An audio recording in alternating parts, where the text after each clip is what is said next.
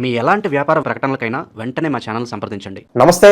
ఈ రోజు మన స్టూడియోలో ప్రముఖ ఆధ్యాత్మికవేత్త, జ్యోతిష్య వాస్తు పండితులు, లలితాదేవి ఉపాసకులు బ్రహ్మశ్రీ నానాజీ పట్నాయక్ గారు ఉన్నారు. గురుగారితో మాట్లాడదాం. నమస్కారం గురుగారు. శ్రీమాత్రే నమః. గురుగారు ఆగస్టు మాసం ధనుస్సు రాశి వారి పరిస్థితి ఏ విధంగా ఉండబోతుంది, ఎలాంటి జాగ్రత్తలు తీసుకోవాలంటారు? పరిస్థితులు చెప్పే ముందు సహజ సిద్ధంగా వీళ్ళ లక్షణాలు ఎలా ఉంటాయి గురుగారు? ధనుర్లగ్నం వారికి కానీ ధనుస్సు రాశి వారికి కానీ మెయిన్ పాజిటివ్ ఏంటంటేనండి, వీళ్ళకి ఎప్పుడు కూడా అవతల వాళ్ళకి ఏదో ఒక మంచి చేయాలనే దాంతోనే వీళ్ళు పుడతారు. అది ఒక మంచి ఇదండి. అసలు అది ఇన్బిల్ట్గా వచ్చేస్తుంది, మనం చెప్పలేం.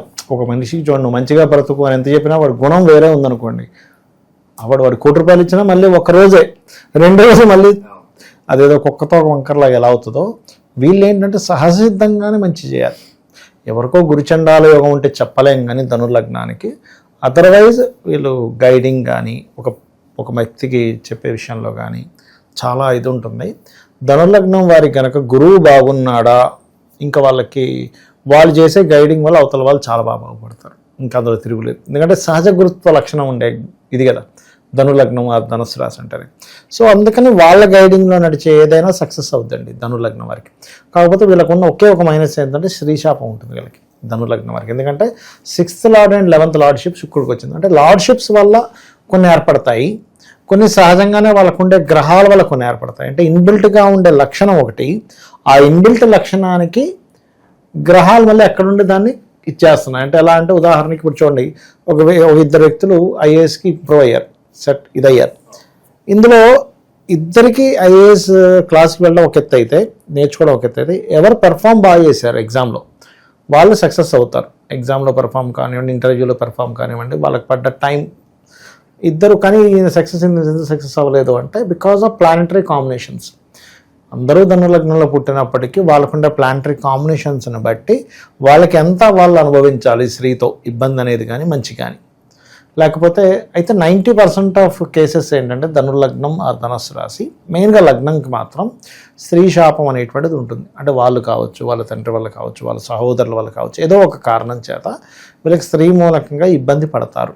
దీనికి ఏం చేయాలి వీళ్ళు, పరిహారం ఏం చేసుకోవాలి వీళ్ళు అంటే సింపుల్గా ఏం లేదు, మనసులో ఎప్పుడూ శ్రీమాత్రే నమః అది 100% తీసేస్తుందండి. వేదమంత్రంతో సమానం అది వీళ్ళకి.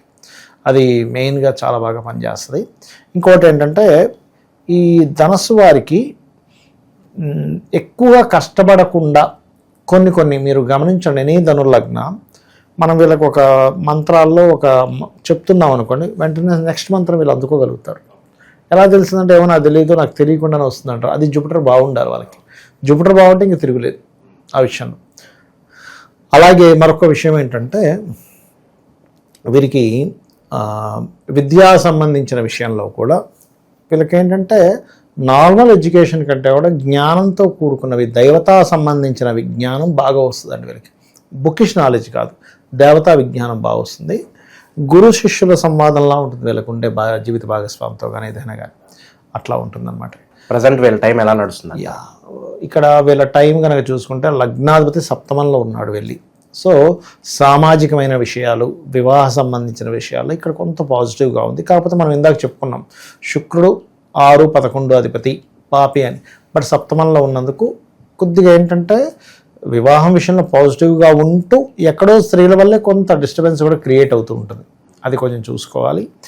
అండ్ వీళ్ళ జీవిత భాగస్వామి కూడా ఇప్పుడున్న కండిషన్లో ఉద్యోగ అవకాశాలు వాళ్ళకు కూడా రావడం, వాళ్ళు ఏదైనా కొత్త కోర్సెస్ చేయడానికి కూడా అనుకూలించడం, ఇట్లాంటివి బాగున్నాయి చెప్పాలంటే. వాళ్ళకి ఫ్రెండ్స్ ద్వారా ఏదైనా కలిసి రావడం జీవిత భాగస్వామికి, ఇటువంటివి ఉంటాయి వీళ్ళకి. ఆకస్మిక ధన లాభం ఏమైనా సూచిస్తుందా గురుగారు వీళ్ళకి? వీళ్ళకి ఆకస్మిక ధన లాభం అంటే ఒకటి, శని 4లో ఉండి వక్రించాడండి, అంటే 3లోకి వచ్చున్నాడు.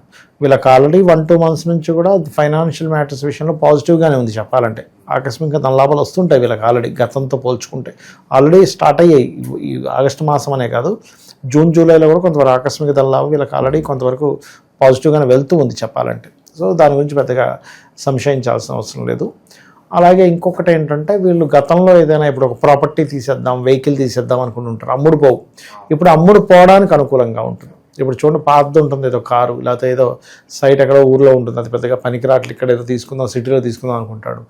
అమ్ముదామంటే అమ్మదు కోసం, కానీ ఇప్పుడు అమ్ముడుపోయడానికి చాలా బాగుంది. అమ్మడానికి అలాగే కొత్త వాహనాలు కొనుక్కోవడానికి కూడా బాగుంది చెప్పాలంటే. ఎందుకంటే ఇక్కడ 4వ అధిపతి వెళ్ళి సప్తమ స్థానంలో ఉన్నాడు. కాకపోతే 6వ స్థానాధిపతితో ఉన్నందుకు కొంచెం కించిత్ వాహనం మీద వెళ్ళేటప్పుడు కొద్దిగా జాగ్రత్తగా ఉండండి. ఎందుకంటే ఇక్కడ 4లో ఉండే శని వక్రించి కుజుడు దృష్టి ఉన్నాడు. ఇక్కడ 2 ఉన్నాయి. ఎలా అంటే కుజుడు శని ఆస్పెక్ట్స్ ఉన్నాయి దిస్వభావ రాశిలో, అదే మరొక దిస్వభావ రాశిలో శుక్రుడు గురువు కూడా ఉన్నారు. సో ఎప్పుడైతే శుక్ర గురువులు కలిసి ఉండి ఈ కుజశనులు కూడా వీక్షణలు ఉన్నాయో, ఈ 2 అంటే పాజిటివ్ ఉంది, కొంతవరకు జాగ్రత్త తీసుకోవాలనేటువంటి చూపిస్తుంది చెప్పాలంటే వీళ్ళకి. ఇక ఫైనాన్షియల్గా చూసుకుంటే బాగానే ఉంది. ఫైనాన్షియల్గా పార్ట్నర్స్ వల్ల కావచ్చు, కొంతమంది గురువుల వల్ల కావచ్చు, కొన్ని ఆధ్యాత్మికమైనటువంటి విషయాల వల్ల కావచ్చు, వీళ్ళకి ఫైనాన్షియల్ గ్రోత్ బాగుంటుంది. అలాగే స్పిరిచువల్ రిలేటెడ్ సంబంధించిన వాటి మూలంగా ధనం రావడం, ఎండోన్మెంటు, లేకపోతే ఏదైనా ఐటమ్స్ అమ్మడం ద్వారా, స్పిరిచువల్ రిలేటెడ్ ఐటమ్స్ అమ్మడం ద్వారా, అండ్ అట్లాగే అంటే కొంతమంది పూజా సామాగ్రి స్టోర్స్లో ఇట్లాంటివి అమ్ముతుంటారు, అట్లాంటివి అమ్మడం, ఆన్లైన్లో అమ్మడం ద్వారా, లేకపోతే ఉద్యోగ సంబంధించిన విషయాల్లో కూడా కొంత స్ట్రెస్ ఉంటుంది. కాకపోతే ఎందుకంటే దశమంలో కుజుడు కదా, సో ఈ విషయంలో కొంత స్ట్రెస్ అనేది వెళ్ళిపడుతూ ఉంటారు. అదొకటి కొద్దిగా చూస్తూ. సో లవ్ అండ్ ఎఫెక్షన్స్ పరంగా భార్యాభర్తల సంబంధాలు ఎలా ఉండిపోతున్నాయి గురు? మంచి ప్రశ్న వేశారు. ఇక్కడ ఏంటంటే ఫస్ట్ ఆఫ్ ఆల్ విదేశాల్లో ఉండే వాళ్ళతో లేకపోతే ఫోన్లో కొంత పరిచయాలు ఏర్పడతాయి వీళ్ళకి. ఇష్టపడిన వారిని వివాహం చేసుకోవాలనేటువంటిది కొంత పోట్లాట లేకపోతే కొంత స్ట్రెస్ ఏర్పడి అటువంటి వారితో వీరికి వివాహ యోగము, వివాహ సంబంధించిన ముందుకు కదులుతాయి. అది క్లియర్గా ఉంది. అటువంటి విషయాల్లో నో నీడ్ టు వరీ, పర్లేదు. ప్రేమికులకు ఏదైనా సూచన ఉందా? ఇంట్లో ఒప్పుకోపోయినా సరే ఏదో వెళ్ళిపోద్దాం, మన దివ్యజీవితం మనం చూసుకుందాం అని భావనలు అంటూ ఉంటారు ఈ లగ్నంలో కొంతమంది. వాళ్ళకి ఏదైనా చెప్తారా విశేషంగా గ్రహణ అనుకూలత బట్టి? ఇప్పుడైతే కొంచెం అనుకూలత ఉందండి. కొంత ఘర్షణ ఏర్పడి ప్రేమించిన వారితో వివాహం అవ్వడానికి పరిస్థితులు చాలా అనుకూలిస్తున్నాయి చెప్పాలంటే ఇప్పుడు. అయితే ఈ ఘర్షణ సంబంధించిన తగ్గాలి అంటే మాత్రం మీరు చేయవలసింది శని కుజ గ్రహాల దగ్గర దీపారాధన చేయడము, వివాహం అవ్వడానికి ఓం కామేశబద్ధ మాంగళ్య సూత్ర శోభిత కందరాయ నమః అనే మంత్రం చేసుకోవడం ఉత్తమం. ఇంకా ఎలాంటి పరిహారాలు చేసుకోవడం ద్వారా ఇంకా బాగుంటుంది అంటారు దైవారాధన విషయంలో ఏదన్నా? వీళ్ళకి సహజంగానే ఏంటంటే పంచమాధిపతి కుజుడవుతాడు, అగ్నితత్వ రాశి అవుతుంది. ఎప్పుడైతే అగ్నితత్వ రాశి అయ్యి కుజుడయ్యాడో ఇట్స్ వెరీ క్లియర్. ఇక్కడ వీళ్ళకి లక్ష్మీ నరసింహస్వామి ఆరాధన ఎంత వీరు లక్ష్మీ నరసింహస్వామికి చేసుకుంటే అంత బాగుంటుందండి వీళ్ళ లైఫ్ అనేటువంటిది. ఓవరాల్గా ఆగస్ట్ మాసంలో ధనుసు రాశి వారి పరిస్థితి ఏ విధంగా ఉండబోతుందో చాలా బాగా వివరించారు. ధన్యవాదాలు. శ్రీమాత్రే నమః.